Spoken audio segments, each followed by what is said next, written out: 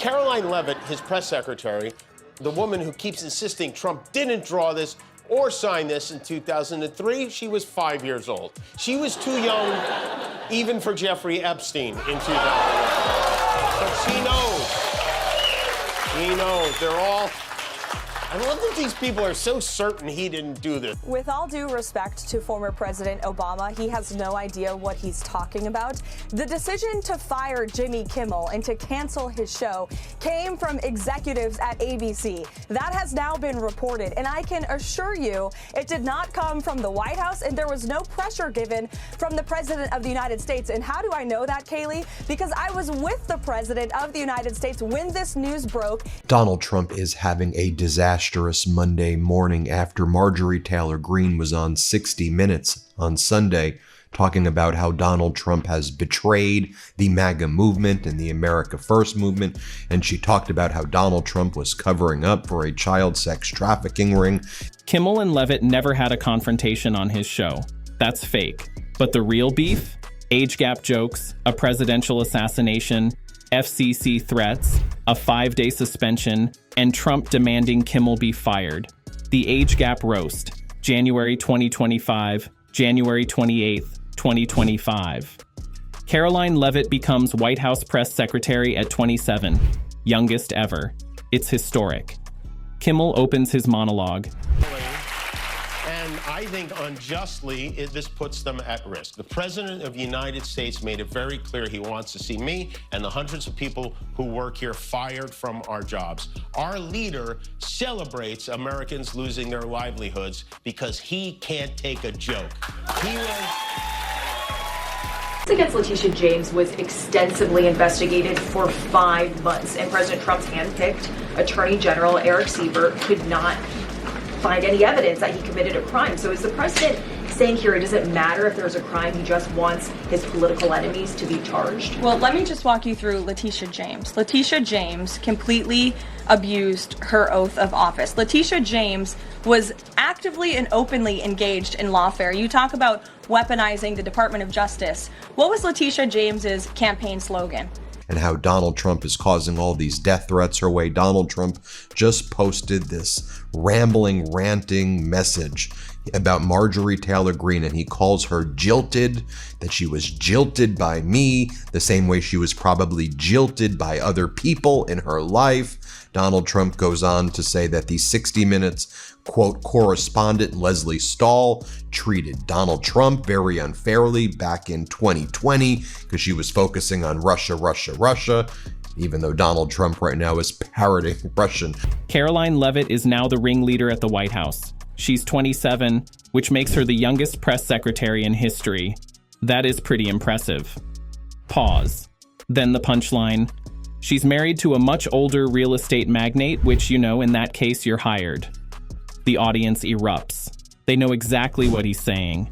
Leavitt is married to Nicholas Riccio, 59 years old.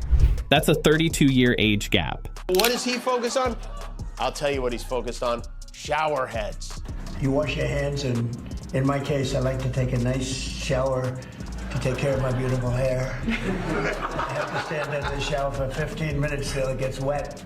It comes out drip, drip, drip. It's ridiculous. Yeah, it comes out drip, drip, drip.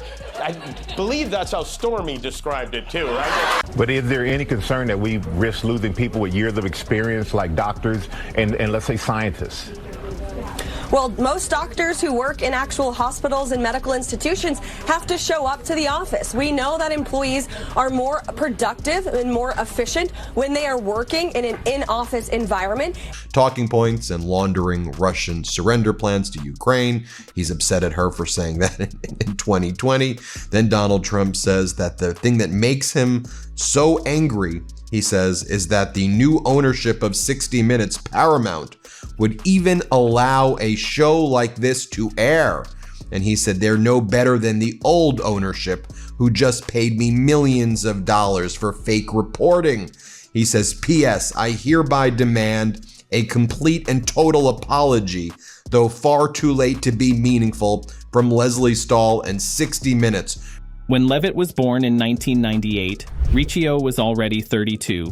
When she was starting kindergarten, he was approaching 40. But Kimmel's joke hits two targets at once. Trump also has a 24-year age gap with Melania. Trump was 52 when they married. Melania was 28. So Kimmel's not so subtly implying Leavitt got the job because she fits Trump's pattern. Young women married to much older real estate moguls.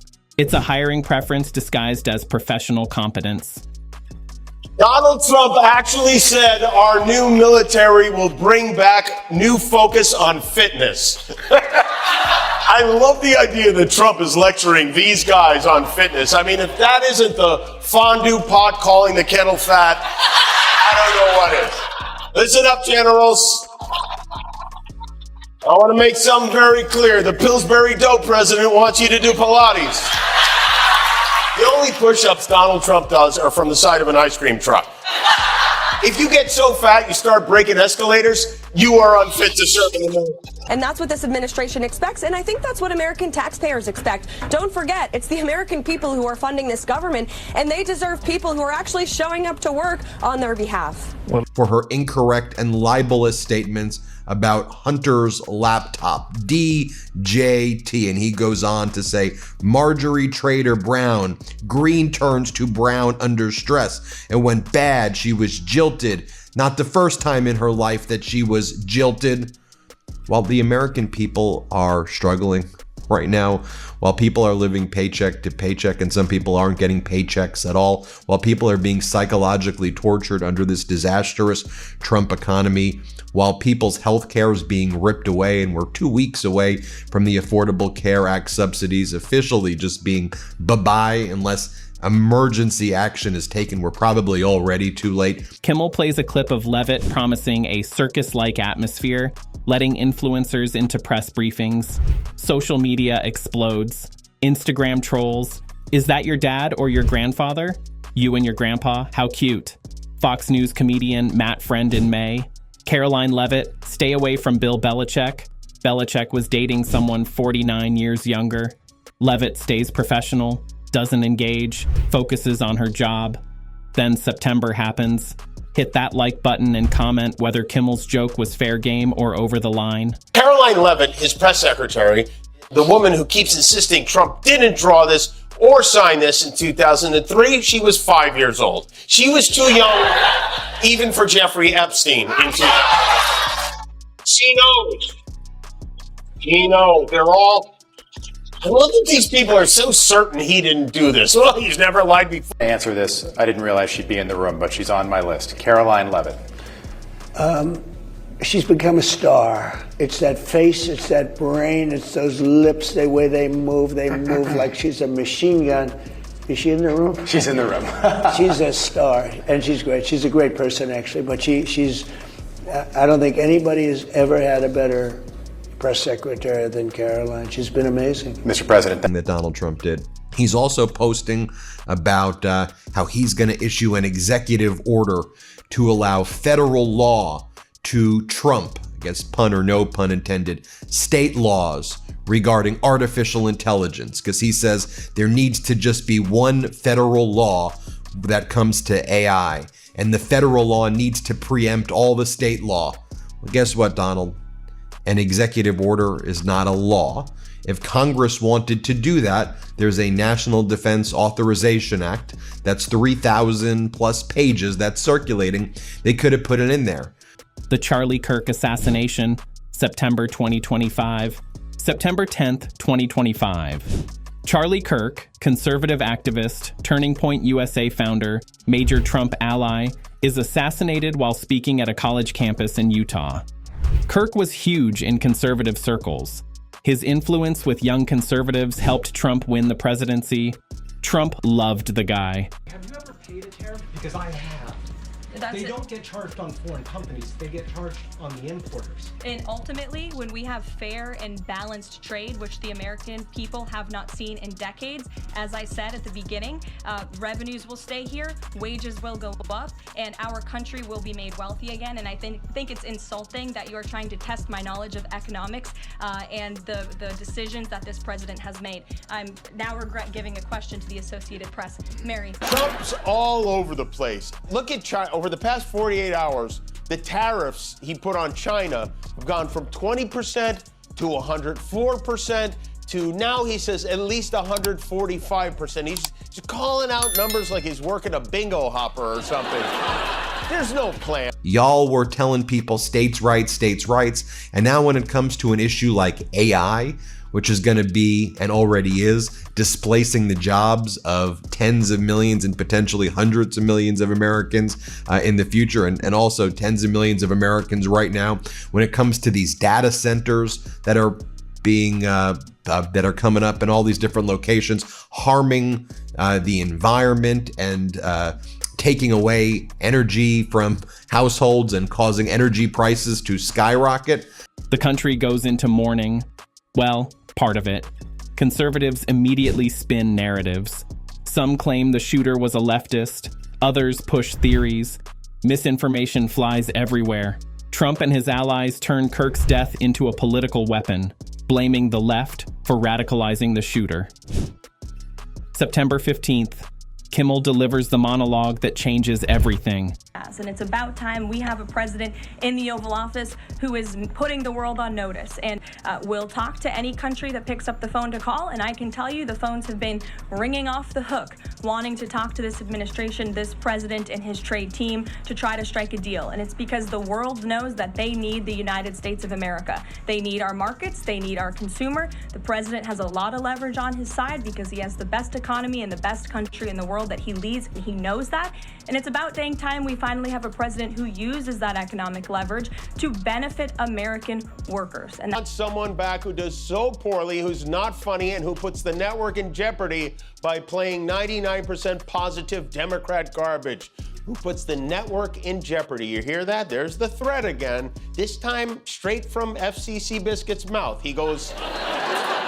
Yeah, this is actually a fundamental issue where people in states don't want you dictating that agenda, especially with a zero regulation and allowing AI to destroy people's lives and these data centers to destroy people's communities. But Trump says he's going to do an executive order. No, you do what's called a law. You go through the House, you go through the Senate, you control both. So tough guy, why don't you try to do it that way? Because your executive order has no force and effect at all about anything. We hit some new lows over the weekend with the MAGA gang desperately trying to characterize this kid who murdered Charlie Kirk as anything other than one of them and doing everything they can to score political points from it. He goes further, says Trump's mourning Kirk like a 4-year-old mourns a goldfish, mocks FBI Director Kash Patel, looks like he got hit by a Volkswagen, uses derogatory term for Marjorie Taylor Greene. The key line that enrages conservatives. Kimmel's implying the shooter is connected to MAGA, that he's one of them. That the Democrat Party's main constituency are made up of Hamas terrorists, illegal aliens, and violent criminals. That is who the Democrat Party is catering to, not the Trump administration and not the White House and not the Republican Party, who is standing up for law-abiding Americans, not just across the country, but around the world. And that's... Fantasy is more powerful than reality in this MAGA sphere we live in, which meant it was time for our commander-in-cheeseburger to weigh in on one of the most pressing issues our military faces today, unattractive... So this morning, hat tip to our friends at ProPublica. They are doing such great work. So they uncovered that Donald Trump, this shouldn't be a shocker considering that he's been found criminally liable for engaging in records-related fraud, 34 felony counts, considering he was found civilly liable for fraud for inflating and deflating the valuations of his properties. Well, ProPublica now has also found that Trump's own mortgages match his description of what he considers mortgage fraud, where he's weaponized the Department of Justice. Conservative media explodes. This isn't comedy. This is politicizing tragedy, disrespecting the dead, blaming Trump supporters for murder, calls for Kimmel to be fired, flood ABC. Then government gets involved. The FCC threat. September 16th, FCC Chairman Brendan Carr, Trump's appointee, goes on a conservative podcast and threatens Kimmel. We can do this the easy way or the hard way. The FCC chairman is publicly threatening a comedian for jokes. No plan. Unless you consult the MAGAverse, in which case there is and was definitely a plan. I think he's had a plan all along, David, and I think we're seeing it play out. This was his strategy all along. This was the plan all along. Was that his plan all along? It certainly looks like it. This is the plan that he was pursuing all along. I mean, you're watching the art of the deal in real time here. Well, if that was the plan, congratulations, because in 1 week, the plan lost $6 trillion, and every country in the world hates us. That's the same individual who said from this podium numerous times that the commander-in-chief was mentally and physically up for the job, which we knew was a lie. Many people in this room knew it was a lie. Many of you were admonished for asking questions about that truth. Congress member Swalwell, who's running for governor of California. And here is what the ProPublica article says. First off, they said they tried to call Trump for a statement and he hung up on them when they asked about these two properties, this luxurious Bermuda-style home right by Mar-a-Lago. I'll just read it from you what they say here. They said, for months, the Trump regime, they said administration, but I call them regime, has been accusing its political enemies of mortgage fraud for claiming more than one primary residence. But years earlier, Trump did the very thing he's accusing his enemies of doing. In 1993, Trump signed a mortgage for a Bermuda-style home in Palm Beach, Florida, pledging that it would be his principal residence. Just 7 weeks later, he got another mortgage. Hours later, Nexstar and Sinclair pull Kimmel from ABC affiliates. September 17th, ABC suspends Kimmel indefinitely. Leavitt's response reporters ask, did the White House pressure ABC? The timeline is damning. FCC threatens. Hours later, suspension. Trump's been attacking Kimmel for years. Leavitt addresses it. It was a decision that was made by ABC because Jimmy Kimmel chose to knowingly lie to his audience on his program about the death of a highly respected man when our country is in a state of mourning. Sick, she's out of control. And I'm not sure whether she's just demented, ignorant, a stone cold liar, or all of the above. But the notion that an official White House spokesperson would say that the Democratic Party consists of terrorists, violent criminals, and undocumented immigrants, this makes no sense. That this is what the American people are getting from the Trump administration in the middle of a shutdown. So their actions continue to speak for themselves, which is why they're on the wrong side of public sentiment. Thanks. Yeah. And he's already figured out where to get the money. Trump today became the first president to sue the New York Times. He's suing the New York Times for $15 billion for defamation. $15 billion. Where does he even come up? These are like numbers my children make up when they're talking about money. I thought he said the New York Times was failing. He thinks they have $15 billion? Donald Trump just accusing people of all the things that he is actually the one doing. I want to mention this as well. This is getting a lot of attention and it needs more attention, especially with the news today. So you probably know about Netflix making the offer to acquire Warner Brothers, and CNN would be part of that, as well. And lots of people, of course, are very critical and nervous about the biggest streamer buying Warner Brothers, what that means for the film industry, antitrust concerns, and we're already seeing massive consolidations, of course, across the media landscape in ways that, frankly, our antitrust laws should not allow to occur. Where it stands, December 2025. Kimmel's on air, contract through 2027. Leavitt's press secretary. Trump attacks late-night hosts on Truth Social.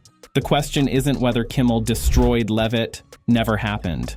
The question, can government use regulatory threats to silence critics? Will the press secretary tell the truth about it? Based on September 2025, yes, they try. No, she won't admit it. In Hollywood, where a lot of the country watched a very special episode of The White POTUS tonight. It was a night of pomposity and circumstance as Donald Trump addressed a joint session of Congress because, he rarely gets to be on TV, so why not? And anytime this maniac speaks, it is a joint session. It's a joint session, it's an edible session, it's a raid the medicine cabinet for anything to dull the pain kind of. They've gotten filthy rich over the past few decades by imposing substantial tariffs on American-made products and ridiculous non-monetary barriers to block out American industry. The jig is up.